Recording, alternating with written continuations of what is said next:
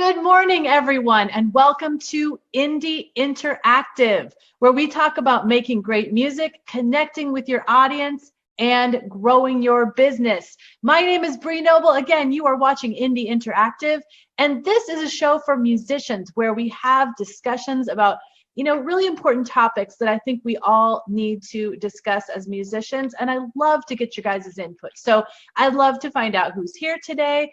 And don't be shy. Like, the reason we call this Indie Interactive is because I want your guys' discussion, your opinion, your questions, all of that. So we are doing a very female-centric show. As you guys mostly know, obviously this is Women of Substance Radio, the page. And I'm very centered on helping female artists. And so happens to be a friend of mine who's with me today. His name is Fett Nashville, and he is fantastic. This is the second time I've had him on the show. I had him in July, and he's just so knowledgeable about studio work and engineering and production and, dealing with recording artists in the studio. But he's also just really passionate about making sure that women feel confident in the studio, feel like they have a place and they're not being marginalized in any way, and that they have power. So I love that platform that he has. And so I brought him on the show today to talk to you guys about how we can get some mad skills in the studio as women and kind of what our advantages are and some role models that we can learn from. Because I know that when I first started doing audio recording at home, everybody I knew that was recording was male. Everybody, where I looked around, studios that were locally or people that recorded in their home or anything that I could record with, were all male.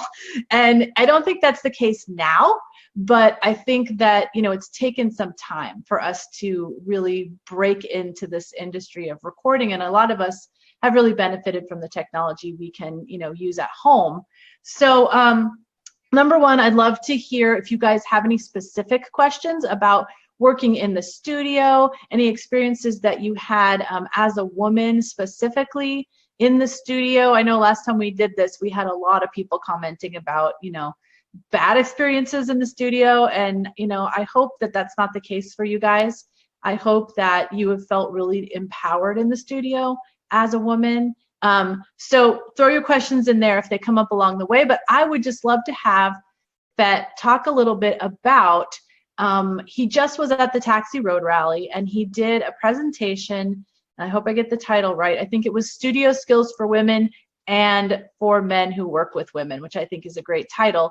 And so I'd love to have him talk a little bit about what he shared there and what the response was from the people that were at the Taxi Road Rally, and why he's so passionate about helping women gain confidence and momentum in the studio. All right, take it away, Fett. I think we ought to be able to handle that, Bree. Good morning. It was interesting. I've been going to the Taxi Road Rally for 14 years, and the last couple of years I've taught my Studio Skills for Women class there. And this year I did it a little differently. I started out by playing a montage of a bunch of popular hits, a sampling of a whole bunch of popular hits over the last several decades.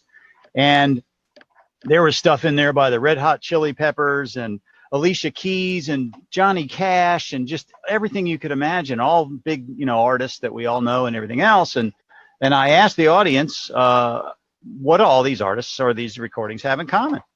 And nobody really knew. And finally, somebody stuck their hand up and said, maybe women had something to do with them. And I said, yeah, every single one of the recordings we listened to, which included tons of platinum records and everything else, were engineered and or produced by women.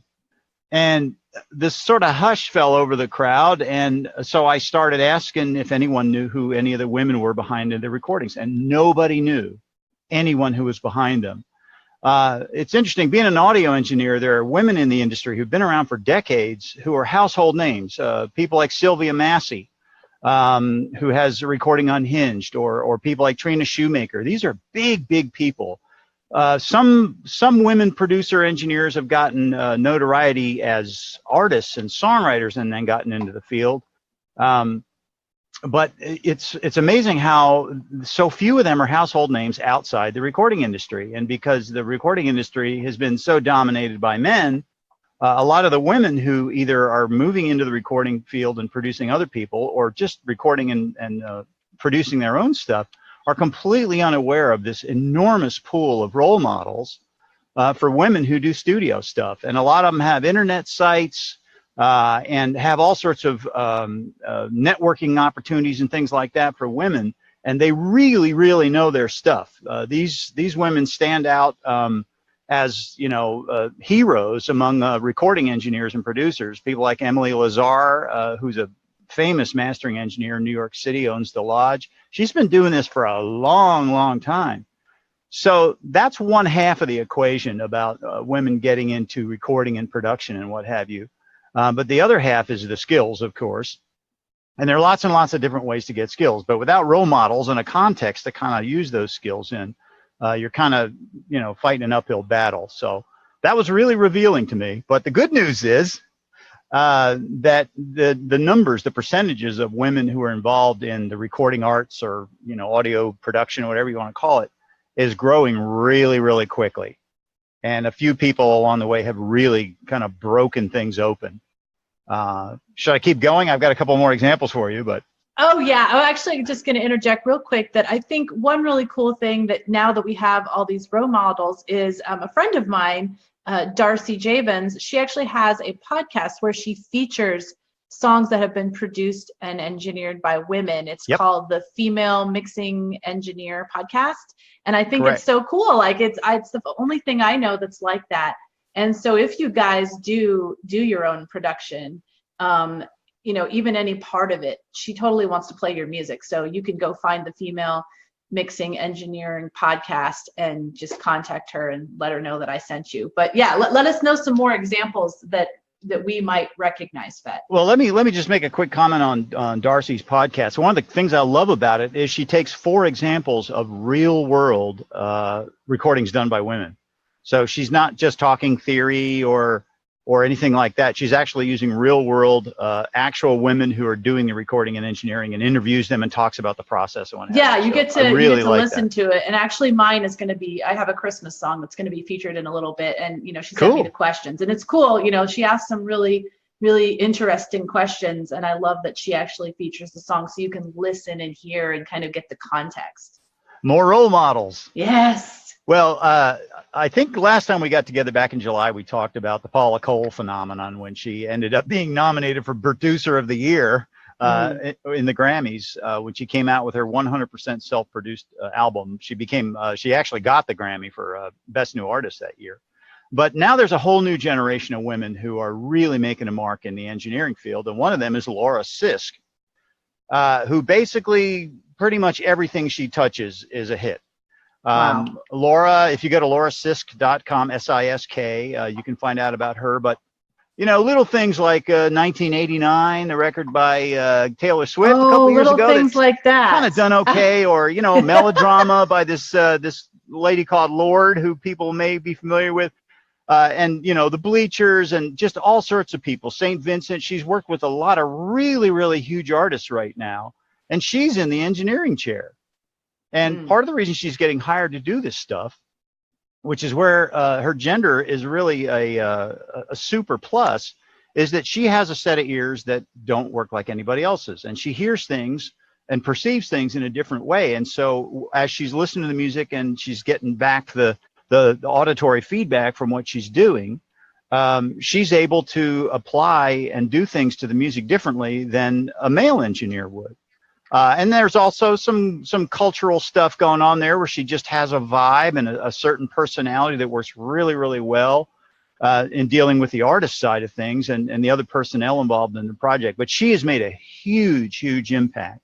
And she's following on following in the footsteps of people like Prince's main engineer was a woman for decades. And, all those great, amazing things that Prince did, he always used a lot of women in all of his production aspects of everything he ever did, film and stage stuff and recording and everything else. But his engineer was a woman. And that's a lot of why he sounded the way he did. So I'm really encouraged. There are lots of organizations now. Soundgirls.org is one that has literally chapters all over the planet They're doing stuff year round and everywhere from Amsterdam to Africa to South America to here in the U.S. and things like that. So they're really getting big. And there's just so many more opportunities for women who have been involved in the field all these years to now connect with women who are new to the field and bring in a whole different dynamic to the process. Very cool. Very cool. And so first I wanted to just say hi to Molly and Ingrid and anybody else that's joined us. If you have any specific questions for Fett about producing and specifically, or even just, being in the studio and anything about, what advantages we have as a woman in the studio, just throw it in there and I will ask him. But I did want to ask one thing of you, Fett, and I hope this doesn't make you a little uncomfortable, but it's something that came up. It's pretty hard to make me uncomfortable, Bree. Let's give it a shot. That's why I like you. Okay, so in my group, so I have a free group of female artists, and there was a big discussion in there about, specifically things like you do, which is your Empowering Women in Audio conference that you do. And they were talking about if it's something that's specifically to help women, shouldn't the teacher be a woman? Yeah. So, and I'm sure you get this question all the time. Yes, I call this the elephant in the room. Yes. I host the guy, right? I host this thing called Empowering Women in Audio, Yes. which kind of, confuses people, but for about the first 5 minutes. What's interesting to me is the way that I put together the Empowering Women in Audio clinics is no men students are allowed. So the people who are actually doing the work and calling the shots during a 4-day process of the entire production process from start to finish are women. And that's a very, very different situation than a woman being in the studio as a session player or as the artist or maybe as a second engineer or something like that and having a guy call all the shots. So I start out, I'm a teacher. I've been teaching for 35 years as I've been doing all this stuff. And I start out in sort of a teacher role, but very, very quickly I switched to a facilitator role. And it's very fascinating to me to watch the process of the what I call the female energy in the room kind of take over the entire 4 days. And the further we get in the 4 days, the more I kind of step back and play a facilitator role. So while I happen to be a male who's involved in a female-oriented process, I'm not the one leading the process in the sense that, oh, come to me, girls, I'll explain how all this tech stuff works or anything like that. It's much more, I know you can do this. Many of you actually in the clinic know this stuff already. Let's all get together and have you do the work. The other thing that's really, really important, and I stress this, I talked about this a lot in my class at Taxi. I talk about this in the Empowering Women in Audio clinics, is the whole idea behind this movement that's happening now with women in audio is not to have a woman's camp of audio and a men's camp of audio. The real magic happens when we both combine our strengths, combine our differences, and it's one of those whole being greater than sum of the parts thing.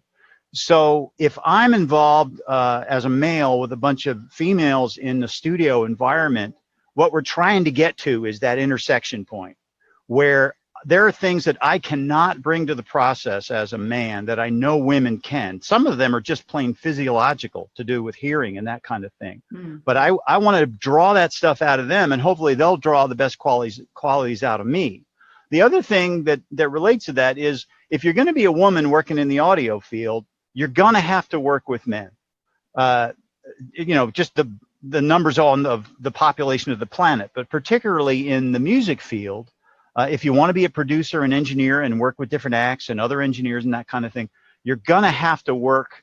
You can't work in a vacuum, I guess is what I'm saying. And so one of the things that's great about Nashville, for example, is we have a lot of male and female session players. So when you're in one of my clinics here in Nashville, some of the session musicians are men and some of them are women, but they're equal components in the puzzle at that point. So I don't see it nearly as a strange dichotomy or a strange contradiction. I'm trying to embody exactly the thing that I'm trying to convey to people through this movement, and that is when we are allowed to let our strengths shine through and work together, that's when the magic happens. I love that. I love that. I want to say hi to a couple people that just joined, especially hey to you, Jennifer. If any of you guys have any questions, we're going to be on for about another 5 minutes. If you have any questions for Fett, he's such a knowledgeable producer and engineer. And of course, he loves to help female artists feel comfortable in the studio. So what I love about what you were saying, Fett, is that it's true that we do have to work with men, and we need to be okay with that. Like, I'm not going to go in the studio and say I only will work with women, like every single person, obviously that. But I do think for me, and I think back on my studio experience, I do get intimidated when there are a lot of men. And I know in my studio experience, like my entire band was male. And this was, I could have done something about this, but this was a while ago. And I think there was just fewer people that I could find in my area that were female. But, the engineer, the arranger, all the band, they were all male. And it was me, right? So it did feel like a little ganged up on sometimes when I had an opinion. And I felt like, for whatever reason, I was being discriminated against because I was the only woman. And I also think when I'm in learning mode, I need a safe place to not feel intimidated and feel Absolutely. like I can make a mistake and I can ask a stupid question. And that's what I love about what you are doing with your Empowering Women in Audio clinic, is that you only have at most 10 women at a time? Right. We've got a clinic coming up in January, and we already have 5 of the 10 slots filled. And we like to keep the group small, so that everybody can get equal attention and actually address the questions that come up in detail and what have you. I do want to talk a little bit about what you were mentioning a moment ago, about the feeling intimidated and ganged up on. That is not a personality problem with you. That is a legitimate perception, and it does happen. One of the things that was really interesting to me in the taxi class was how many men showed up this year. It was about a 75 to maybe a 60-40 ratio of men to women in the class. And one of the important key things that we talked about was what men have to do differently. And so somebody asked me a really pointed question, and I was lucky enough to come up with an answer. They said, what is the number one skill that a woman has to have in the studio? And I thought through it for a couple of minutes, and I said, you know what? It's to speak up. And if you're not heard, to speak up again. And then I said, but the most important skill of men in the studio is to ask this question: what do you think? Because that's usually what happens, is the women are kind of pushed aside, and the men kind of get in their guy mode, and the women aren't allowed to present what might be the best idea at the time, and something that would get completely lost otherwise in the production. So one of the things we focus on a lot in the Empowering Women in Audio clinics is, I say this a lot: stand in your power, and actually step forward into the role that you've got. And that's something where both genders are learning how to work that dynamic better. But it's really, really improving. The more and more women, I work with lots and lots of women as recording clients, as coachees, as students, what have you. And that personality trait of the women I work with now is much, much more prevalent than it was even a couple of years ago. It's definitely, the bell has been rung, and people are definitely getting the message. And men have a role to play there too. They've got to step back, put their ego aside, and ask women what they think. And a lot of times they're going to have to realize, you know what, the woman has a much better idea here than I do. Yeah, I think we tend to have a hard time worrying that we're gonna seem bitchy. You know what I mean? Like, we've kind of gotten this bad rap of like, well, any woman, because sometimes you have to be so forceful to be heard. Yep. That, then we come across being that way. So do you have any recommendations on like the way we can approach it? Like, if we feel like our opinion is not being heard, what is the right way to say it? If you're working with men who are worth their salt, you don't have to worry about any of that. You can say, hey, I have an idea, or what if we, fill in the blank. And if you're not heard, say, I want to say that again. This is the idea I had. Very straightforward. And again, any man who's worth his salt will actually listen and work with you on it. The worst case scenario is, I mean this somewhat comically, but it's the truth. Make them think it's their idea. Oh. So here's a little technique you can use. Some alpha male guy is over in the corner. It's usually the lead guitarist. Oh, did I say that? But you know, somebody is kind of ramming their idea down everybody's throat, and you as a woman can step forward and go, you know, Mike, that was a really cool thing you mentioned there about the so and so. So if we took your so and so idea and did such and such with it, what would you think of that? And suddenly Mike's brain is turning in a completely different way, like, oh, cool, somebody recognized my great idea, you know. And what you're actually doing is working with their personalities to bring them around and think it's their idea. That's the worst case scenario, but I've seen it work. I know it works. Oh no, So that's that really, would be really my other good. I like suggestion. that. I like that. That's awesome. So for the clueless dudes who aren't paying attention, that usually works pretty well. That is so great. I love that. Well, we're running out of time a little bit, so I do want to have you just explain a little bit about what your Empowering Women in Audio clinic is, exactly when it is, how they can get involved, and the little, you know, special cool thing that you've done for our community. Oh, we do have the Bree special, of course. The next clinic is taking place. It's 4 days, January 25th through 28th, 2018, which is right around the corner, surprisingly. It is.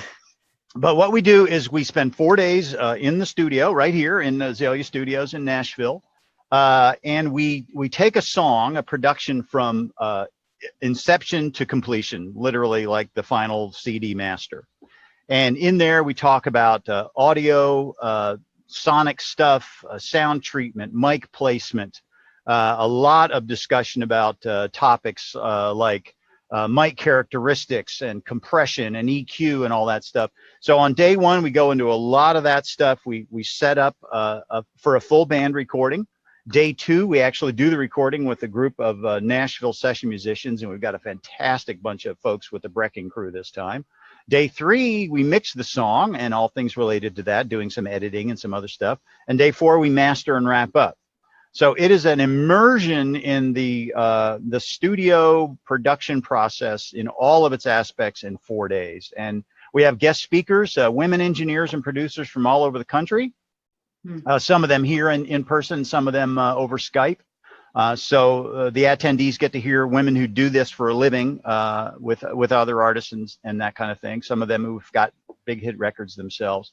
And because your community has been so good to us and we have such a great relationship, we're knocking $500 off the price for Bree's peeps. So if you go to www.empoweringwomeninaudio.com, just like it sounds, empoweringwomeninaudio.com, no dashes, no spaces, nothing like that. And at the bottom is a sign up link. There's plenty of information on the page about how it works and all that kind of thing. And if you enter the code Breezy997, Breezy spelled out in all caps, 997, and you click apply on the little promo code field, suddenly the price will go down by $500. But that's only good until December 1st. So for the next couple of weeks, you got to make a decision, look at your calendar, decide if this is right for you. And that's Breezy, Breezy 997. And I'll put that up in this post when I'm done. So I have to say, Fett, did you know that Breezy was my nickname when I was a kid, when you created it? No idea. I thought I was actually being clever when I came up with that. I know. Oh, darn. Somebody yesterday sent me a Facebook message. You typed my name, but it auto-corrected to Breezy, and she's like, "Oh my gosh, how embarrassing!" I wrote, and I'm hilarious. like, "No, that's my actual nickname when I was a kid. My grandma called me that." So. All right, so since that wasn't my brilliant brainstorm, I'm going to have to come with some wordplay on noble for the next. Next round, I should have made you think it was your idea. Oh, yeah, hey, there you go. Hey, Fett, that was really clever. So I can puff myself up and feel good, right? Well, let me ask you one more question about this. Who are the best fit for this? I mean, I think it's obvious that if somebody wants to become an engineer or a producer, this is perfect for them. But what other kinds of people are great for this? If you're just a recording artist, or you're going to be recording from home, or, if you're about to do a really big recording session, who is this good for? The bulk of our students are self-recording artists. Okay. Some of them actually own studios and do other projects with other people and what have you, but most of them are self-recording artists. And by artists, I also mean things like film and TV composers, Yeah, I think songwriters. a lot of them. I mean, I know Michelle Lockie and a lot of her students come to your class, and Yep. they are putting their stuff up for licensing and need to make sure that it's well produced from home. Right. So these are self-recording creators, maybe is a better term, whether they're songwriters or artists, or under their artist name releasing albums, or film and TV composers. But the only requirement, the prerequisite, is to have some recording experience in your own studio. So if you are starting completely from scratch, you'll definitely get a lot out of it. But if you haven't actually done some recording, even basic stuff, you've put a couple of tracks and a guitar vocal together in GarageBand, that's fine. Because one of the great things about the dynamic of the clinic is we have all ranges of experience, and the people with more experience or who've done more different things with it will automatically help the people who are a little more new to the process. And by the time we get to the end of the 4 days, the level knowledge is much more spread out than maybe on the first day. So if you have any recording studio experience at all, like you've pushed the record button on something, you're a candidate for the clinic. And if you want to record yourself at a minimum, and then possibly other people, that's what it's designed for. Yeah, seriously, like so many of us have home recording studios because it's the barrier to entry is so low now because the prices are so low. Oh, yeah. And so you can think about this as like, yeah, I record myself, but you could actually start getting paid to record other people in your home studio. I've recorded plenty of songs in other people's home studios before I had my own. So, hey, it could be another income stream. Well, here's a little inside secret. We were talking about the preference of working with women or men and the necessity to work together and all this kind of stuff. But at the same time, you can live in just about anywhere, and around you will be a community of women songwriters, women composers, women artists, whatever. And they would prefer to work with a woman in the studio if they could find one. So, and the further out from the big cities you get, the more of an advantage this is. If you can become the woman with the studio, and it doesn't have to have tons of gear and be fancy or anything like that, it has to sound good, you've got a built-in client base that is desperately looking for your services. So I encourage, this is one of the reasons I call it women in audio. I like to encourage women who do recording, even of their own stuff, to always consider recording other people. And you learn a whole different way from that too. But there's a gigantic market out there, just waiting for women engineers and producers to step forward and put their shingle out and say, I do this for other women. It's so true. And you can even, from afar, you can even do mixing and mastering for other people, and you don't even have to be local. So there's so much you can do. Yeah, most of my business, I live in Nashville, so I have access to all the resources, the players and everything else. And 95% of my clients are outside of Nashville, and about 30% of them are outside the country.